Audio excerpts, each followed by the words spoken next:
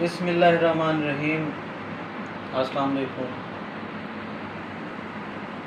آج ہم نے شعری اصطلاحات پہ بات کرنی ہے۔ ایک شعر میں جو بھی اس کی بنیادی مباحث ہیں، خاص طور پر یہ میٹرک اور انٹرمیڈیٹ لیول کے طلباء کے لیے، تو آج کا لیکچر اس حوالے سے میٹرک اور ایف ایس سی کے طلباء کے لیے جو ہے آپ اسے خاص کہہ سکتے ہیں۔ تو شعری اصطلاحات مطلع، مقطع اور قافیہ، ردیف، آج ہم ان پہ بات کریں گے۔ تو سب سے پہلے مطلع پہ بات کرتے ہیں۔ مطلع کا لفظی یا لغوی مطلب ہے طلوع ہونے کی جگہ، نکلنے کی جگہ۔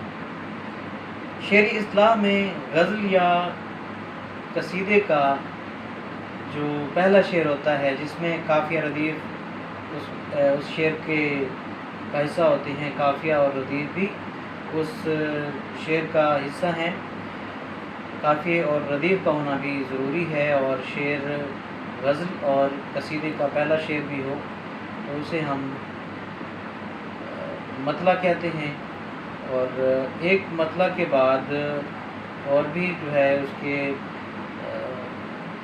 مطلع ثالث، مطلع ثانی بھی ہو سکتے ہیں۔ مطلع ثانی، مطلع ثالث، 2 یا 3 مطلع اس طرح ہو سکتے ہیں۔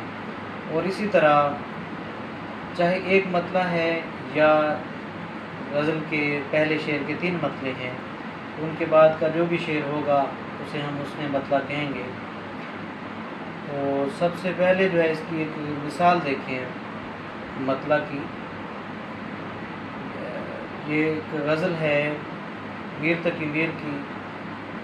اس غزل کا جو پہلا شعر ہے، اصطلاحی طور پر اصطلاحی شعر میں ہم اسے مطلع بھی کہیں گے، تو وہ مطلع ملاحظہ کریں۔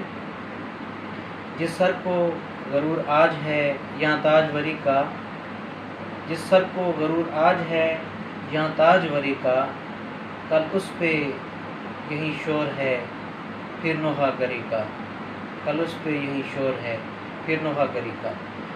اب دیکھیں اس میں قافیہ بھی ہے، ردیف بھی ہے، تو یہ غزل کا پہلا شعر بھی ہے، تو اسے ہم مطلع کہیں گے۔ اس کے